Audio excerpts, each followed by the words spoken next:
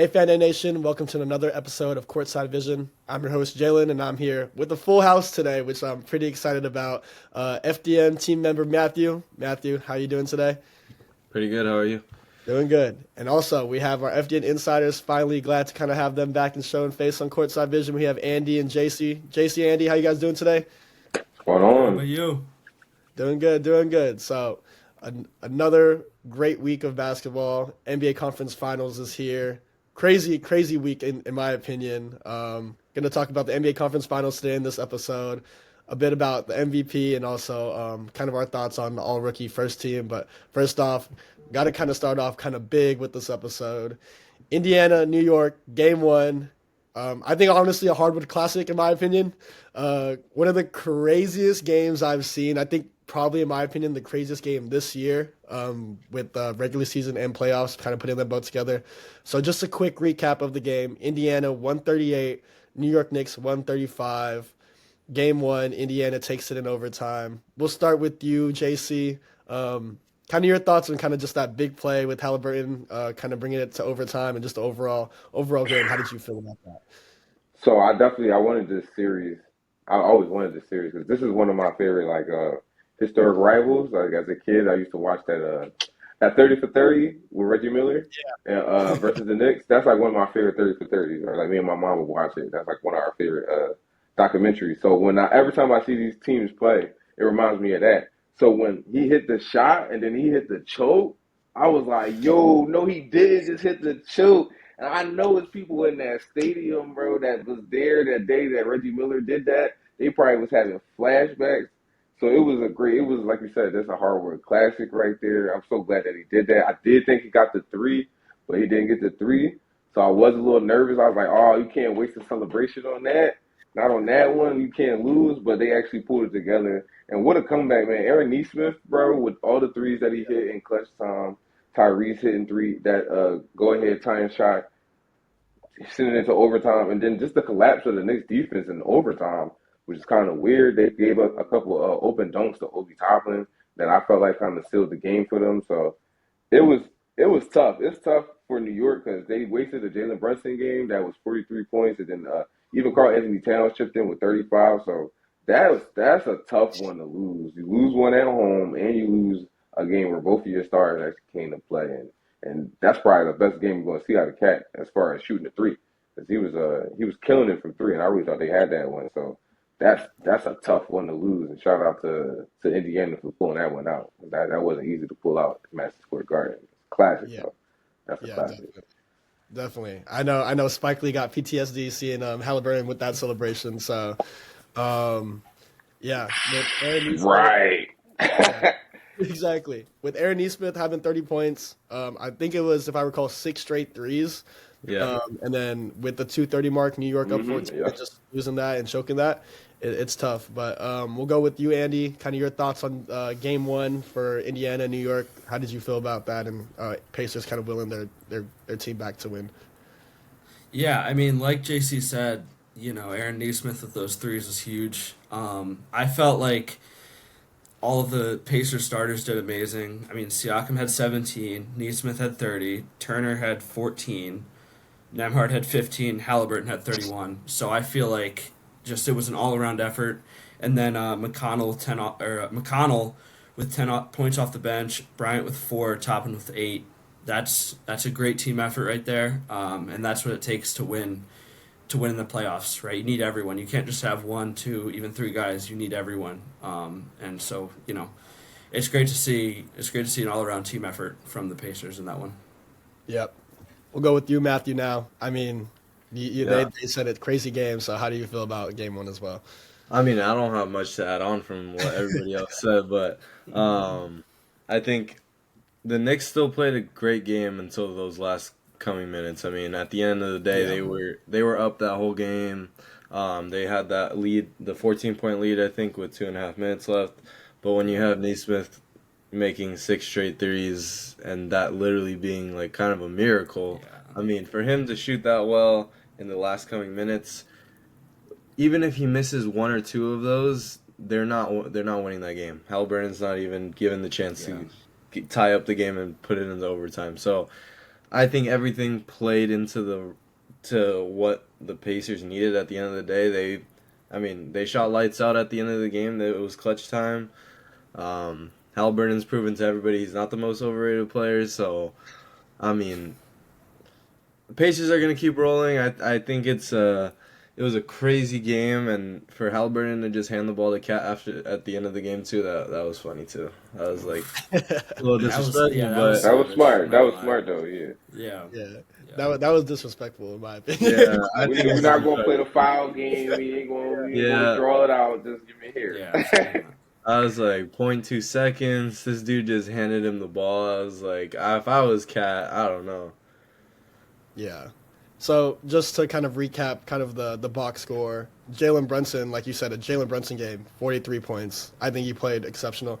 I think this Miles Turner Cat kind of matchup kind of shows. I think Cat's kind of the big dog out of it, 35 points, and you could just tell he's a lot more aggressive compared to when he was playing Jalen Duran, compared to when he's playing Al hmm Horford and Kristaps. Like this Yeah, is the matchup they want. So to see Knicks up 14 and kind of just lose that lead in the fourth quarter, and just like a big kudos to Aaron Nesmith because that's like that's something you don't really see, especially from a guy like Aaron Nesmith. I'm not saying like he's a bad player, but like six straight threes, willing the team back, and of course Halliburton, like like he's been amazing these playoffs. So kudos to the Pacers.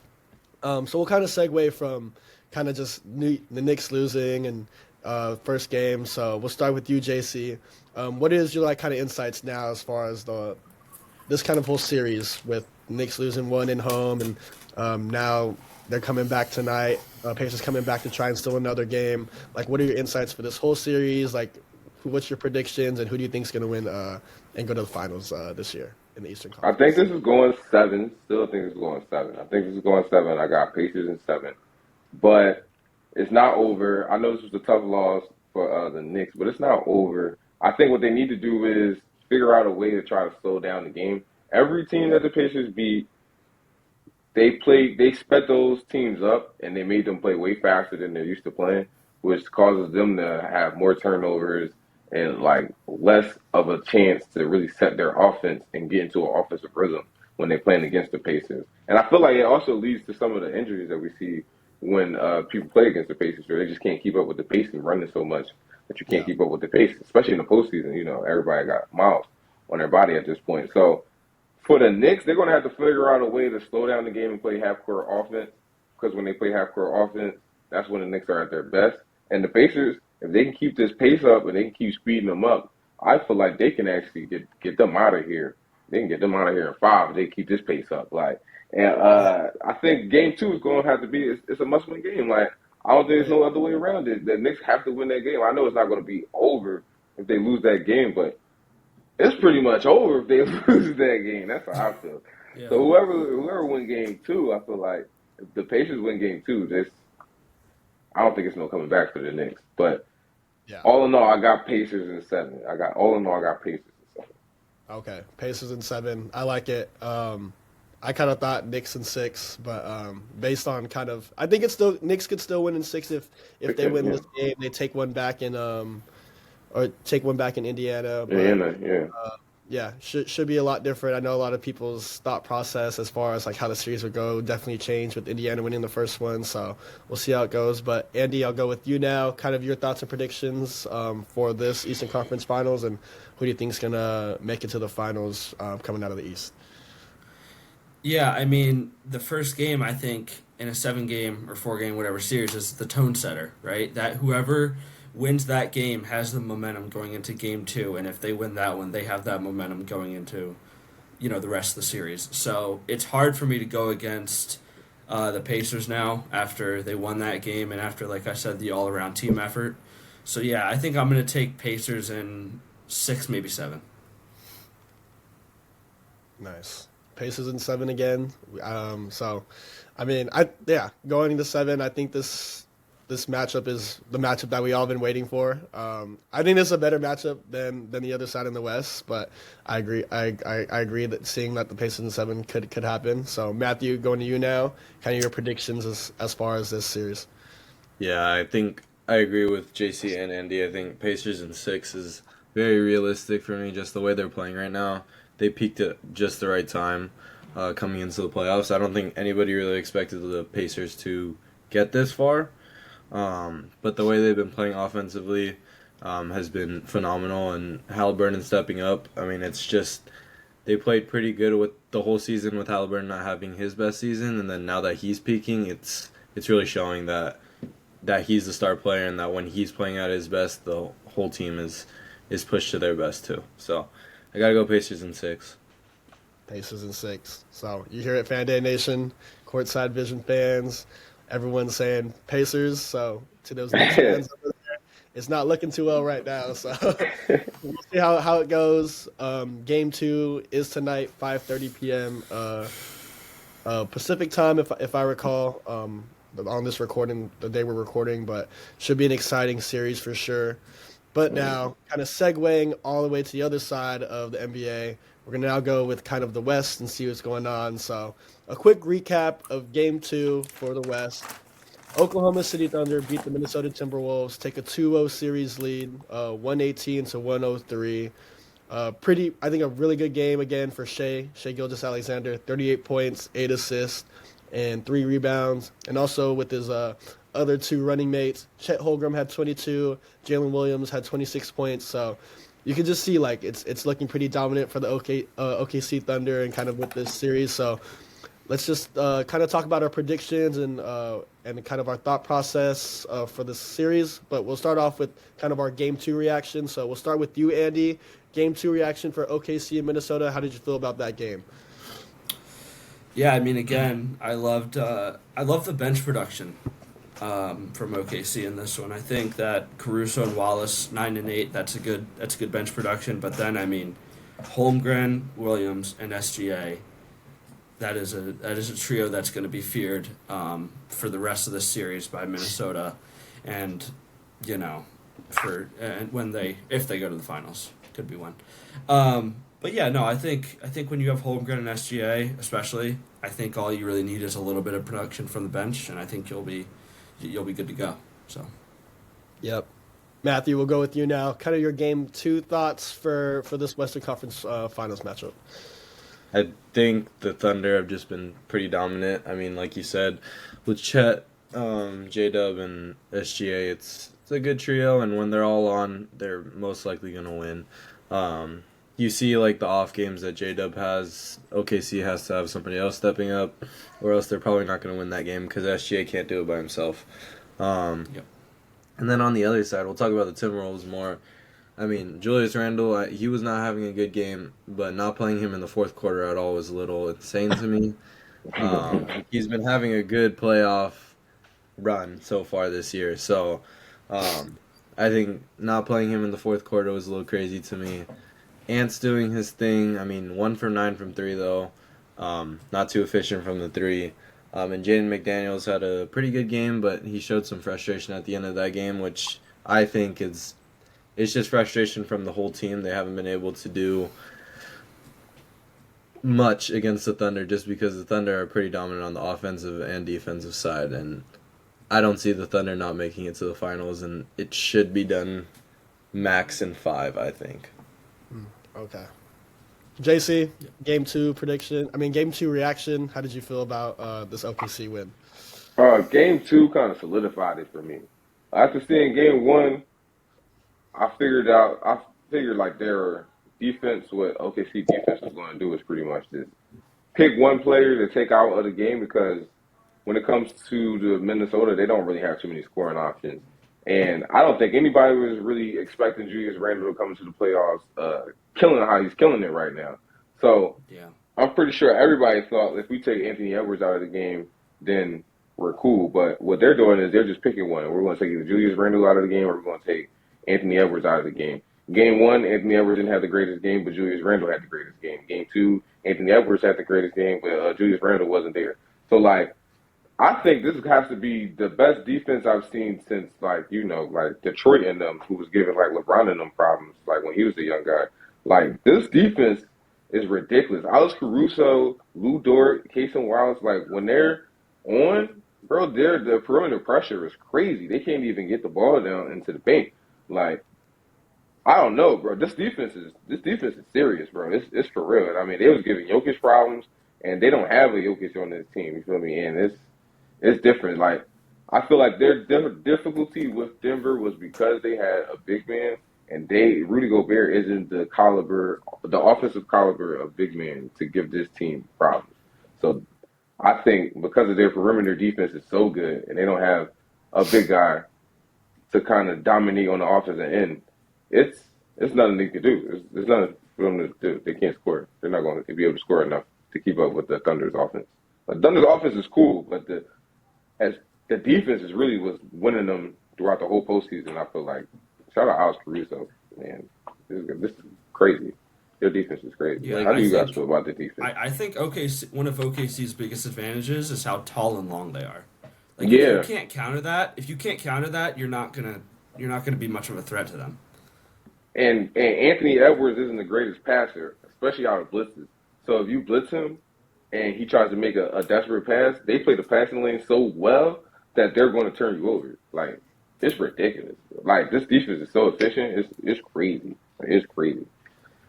Yeah, and I think to your point, as far as excuse me, as far as like for the OKC's defense, like I think the X factor for OKC and is shown in game one and in game two is Alex Caruso and Lou Dort. Mm, Like mm. the fact that they're able to guard, like when I saw Alex Caruso game one, like easily guarding Julius Randle, I was like, oh, like I Hmm. thought it was gonna be a matchup Yeah. problem. Like they didn't have anyone for Julius, and even like They with play Chet, the passing lane so well that he can't. Because Julius Randle, he likes to dump it off. Like he likes to take the mismatch and then find the open man. They play the lane so well that he has to just be a straight up scorer. yeah, exactly. It's So crazy. like this whole series, I thought for Minnesota the X factor was going to be Julius Randle because I was like, okay, coming in, Chet's not big enough or strong enough to guard Julius Randle, so they're going to have to either put Lou Dort or a J Dub or a Caruso, and I'm like, they're a lot smaller than a Julius Randle, so he has the advantage there. But you've seen these past two games, OKC's defense has just been really locked in, and look at game two, Randle with 6 points, and you take him out, and that's an easy dub right there. So. Yeah, with OKC now 2-0. We'll start with you, Matthew. I think you said it already, but what's your prediction as far as where this will go and the kind of the series as far as prediction? I I wouldn't be surprised if they sweep them. I'm not gonna lie. I think the Thunder look great right now. They're off of a tough series with the Nuggets, but I mean they got past that one. That would probably be their toughest series so far. But um, yeah, I'll say Thunder in four. Thunder and four. All right, courtside vision. You heard it first. Matthew said Thunder and four after these two games for the Western Conference. JC, I roll with Matt, bro. Thunder and four, bro. Thunder and four. Yes, All right, sir. Andy, Sweep, how about mop, vacuum, they giving it all. you? Get the Timberwolves out of here. Out of here. Yeah. You Okay. know So what? Let's go across the board. All sweeps. Sweep. Let's get Damn. the brooms. Get the brooms. Get the Get the brooms. broom.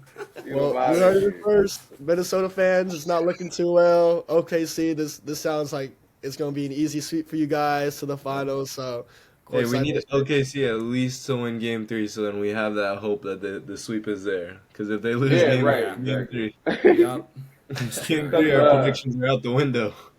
but Ant is still a legend killer. Even if he gets swept, he killed LeBron, he killed Steph Yes, Curry, he got KD, so like he still had a great playoff run. People like to I keep won't that under count the Curry rug. because he was injured. So That's true. You know what? That's true. I give you that. That's true. He was Jimmy. trying. Yeah. Jimmy, though, he got Jimmy, right? He I got got Jimmy. Jimmy. He trying to get all the legends, right? Got He trying to Jimmy. get all the Yeah. legends. He trying to get all the I legends. So we'll mean, see who he get next year. That's gonna I be a mean, good one. kudos, yeah, kudos to Minnesota. Like we didn't realistically, no one really thought they're going to be here again. So the Mm-mm. fact that they're Oh, even not here, really. like everyone kind of knew, like Yeah. okay, OKC would be one of the teams that would had the best chances to make the conference finals or even the finals for the NBA. But no one really thought Minnesota was here. So the fact that they're even here, kudos to them. But yeah, I gotta go with you as well. I personally think it's gonna go Game 5, but I'll kind of go across the board as well and say Thunder in four. So For the sake of the episode, right? yeah. Yep. So Thunder in 4. But Watch, yep, it's gonna now be kind like of Minnesota in like 6. I know, right? This is crazy. People look so bad.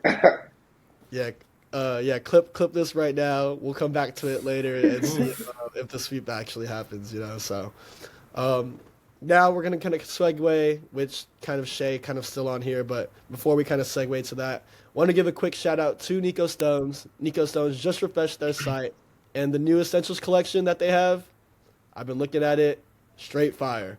So just a few select pieces made to be worn every day, of course. Nothing flashy, just clean, versatile jewelry that hits whether you're dressed up, dressed down, or headed to hoop. So hit up nicostones.com to see what I'm talking about, just to elevate your drip, because some of you guys, y'all need to elevate that drip that you guys have. I need to elevate the drip. I ain't got the drip. Yeah. Summer's Need to coming, pause. it's Hey, get wife that beater chain on you. season. Exactly. Chain gotta get on. Gotta get those rings if you need to. Those earrings to get those ears kind of dripped out. So, yep, hit up Nico Stones, elevate that drip, and once you see that new collection, you'll see what I'm talking about. Gonna feel like the Shout out Migos. to Shout out to Stones. All right, so crazy. I'm surprised it went this long after kind of Game 7 for Denver and OKC. Usually I feel like MVPs are given out a little earlier, unless like those couple years where they had those kind I of was the only one that thought that too. yeah. It was a pretty long process to kind of wait to see MVP, but Shai Gilgeous Alexander wins MVP for this NBA season. The Thunder star becomes eligible now for a 5-year, $380 million contract, which, if he signs that, would be the largest in NBA history. Go get that money, Shea. But the one thing about this $380 million, the one catch is that he has to wait until the 2026 offseason to sign it, so that would be next summer.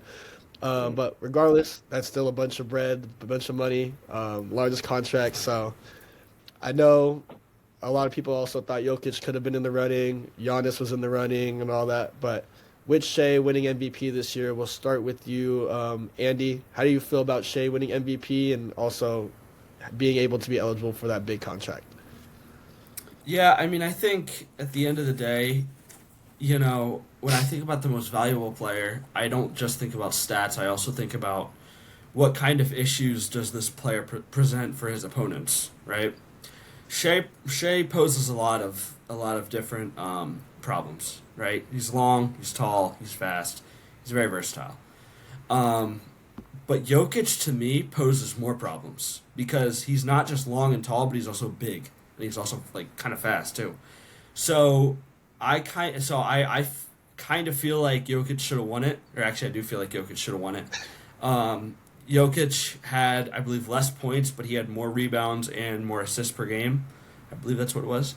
And I'm going to go out on a limb here and cite a little bit of voter fatigue because Jokic has won MVP, I think, 3 times in the last 5 years, and he doesn't win it this year, even though he, had more. I think it was, yeah, more rebounds, way more rebounds, and more assists. And I believe better field goal percentage too. So I'm gonna say Jokic should have won it. Good for Shea. He's a baller. I'm excited for him to get that big contract, but I feel like Jokic should have won it. Yeah. Okay. JC, we'll go with you next. Shea winning MVP. How do you feel about that this year? I had Shea this year for MVP for the simple fact that I always think the MVP should go to the best player on the best team. And I don't like the fact that we don't have a standard for MVP. So just like what Andy Yeah, was it definitely saying, should be a if standard. you go by kind of like the last couple MVPs, it was kind of all stat based. It was really all stat based. It kind of got off of the winning bias and kind of how it used to be, where if you're winning, your team had to be first or second seed in your conference to kind of win your MVP. They kind of came off of that and started doing more stat stuff.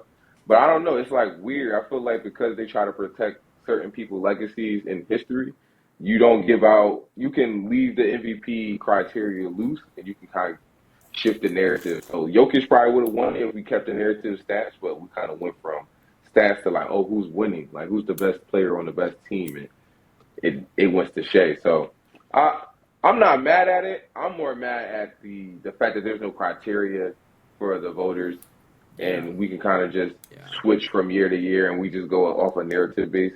So like I'm not mad at anybody who wins the MVP. I'm more mad at kind of how the voting process goes and how that goes. I did have Shea for MVP, but I'm not mad at anybody who had Jokic for MVP Yeah. because I felt like Jokic played Yeah, that good I as I well. feel Like they really like played well. yeah, I feel like we see a lack of like standard of voting for the MVP in the NFL too, in a way. I Hmm. mean, some years it's stat based, other years it's not. Some years it is. It's like we got to make up our mind here to determine like who is not just the best, but the most valuable player Yeah, it's in real that narrative based. sport. Yeah. Yeah, real Yeah. narrative based. So JC, you got Shea and are cool with it. Hmm. I'll go with myself. I think Shea deserved it this year. I know, like you said, JC, there is no criteria, so it can be hard because I think Jokic, statistical wise, was a lot better. So just gonna go over the stats for Shea this past year: 32.7 points per game, 5 rebounds a game, 6.4 assists a game, 1.7 average of steals, and then with an average of 34 minutes and 11 seconds played each game. So I know as far as points, he was a scoring leader, but I think just overall stats wise, of course, Jokic had a better statistical season, but I think. Yeah, with no criteria, I do believe Shea won, but in the future, I believe, if there is a criteria, it'll be a lot better to kind of figure out what is the MVP, who is like actually the MVP. But I just think based on him being on the number one seed, kind of his Hmm. kind of showcase of his game, kind of his skill, and also kind of the stats that he had. I think the overall gist of it, I think he should have won it. So happy for him. Matthew, Shea winning MVP this season, his first ever. How did you feel about that? I'm happy with it. I had Shea as my MVP too. I think Jokic definitely did deserve it too. Just because if you think about it, like if we it goes back to the criteria thing, but Jokic also like he has a huge impact on his team. If he's not playing well or if he's not playing at all, I don't think that Nuggets Yeah. team is getting even close to where they were. Yep. And I Definitely. think if you eliminate Shea from the Thunder, I think they're still a pretty good team that will have somebody step up in his place and still will them to a potential Western Conference Finals. But with that being said, Shea willed his team to a 68-14 regular season, which is one of the best NBA records. I mean, anytime you get over 60 wins, it's a great season. Um, but SGA definitely deserved it. I mean, he showcased his skill. People call him a free throw merchant, but I say he just knows how to get to the line, and people don't know how to defend him. So, He's not worse than James Harden. I don't know why they say that. He's not worse yeah, than James Harden in his prime, or even Chris Paul in his prime. Chris Paul was exactly. terrible. I mean, haters are gonna hate all the time, but I mean, Shea deserves it. He got it. So if anybody else wants to hate, they can keep hating. But I also saw something about they should have presented the MVP award before Game 7, and I thought that would have been hilarious. They should have had it. I seen a post that said they should have had it like the money in the bank case where they had just the MVP trophy hanging at the top of Game 7 with the ladder in the middle of the court. That would have been crazy. Dude, I feel that like would they have waited. I feel like that's why they waited because both of the MVPs was playing. I feel Yeah, like the criteria is so Yeah, loose that it's they true. can wait. They can wait to see who wins just to make the right decision. Because if they made the wrong decision, like say if been, Jokic won and they gave it to Shea, it would have been yeah, an uproar. People would have been up in arms, like, "Oh my God, I can't believe that's why Jokic should have won and he won that." It would have been crazy. It definitely been crazy. Good thing that he Yeah. won. It would have been crazy. NBA, that ex NBA community or that Twitter NBA community would have been going crazy if that happened. So, Crazy, yeah. so Definitely. last thing that we're gonna kind of speak on this episode. This past week, also, as far as still staying in the NBA awards realm, the 2024 and 2025 Kia NBA All Rookie teams were announced. So we'll go over both the first and second team and kind of give our thoughts just on the first team. So on the All Rookie first team this year, we have Stephen Castle of the San Antonio Spurs, Zach Edey of the Memphis Grizzlies, Zachary Ricochet of the Atlanta Hawks, Alex Sarr of the Washington Wizards, and Jalen Wells of the Memphis Grizzlies. For the all-rookie second team, we have Matas Buzelis of the Chicago Bulls, Bub Carrington of the Washington Wizards, Donovan Clingan of the Portland Trail Blazers, Evis Missy of the New Orleans Pelicans, and Khalil Ware of the Miami Heat. Um, to be honest, I only really care about the NBA All Rookie First Team. So, so yeah, in my opinion, I don't think this is like the best rookie. I don't think this is one of the best rookie or like teams in like a while. I honestly don't think this like class is like anything really special compared to some of the classes that we've seen in the past. And there's also just some of the stars that come out like in the past draft classes. But we'll start with you, Matthew. As far as like the all rookie first team, do you think this was like a really like good list, or do you felt like someone could have been on it, or someone should have came off it, or yeah, it's kind of just how it is, and this I isn't the think, best I class. mean, I was talking to JC about this earlier. I mean, the first team, I don't think there could have really been anybody to replace anybody unless Jared McCain didn't get injured earlier in the season. But Mhm. obviously that wasn't the case. Yeah, So I think, honestly, the first team looks good to me. I think, if anything, I thought Yves Missy had a pretty good season with the Pelicans. So maybe exchanging him and Zach Edey, that could be interchangeable. But they both had good seasons, so I think this rookie class itself, I think some of the players didn't get some of the opportunities that I expected. Like Rob Dillingham, I feel like he hmm could have gotten more minutes at Minnesota, and we could have seen a little bit more from him. Same thing with Reed Shepard and the Rockets, but the Rockets squad is so competitive. So yeah, I think those two players are why I think like what who could have replaced them if they were given the opportunity. But with those that did get the opportunity, I think this is the right first team. yeah.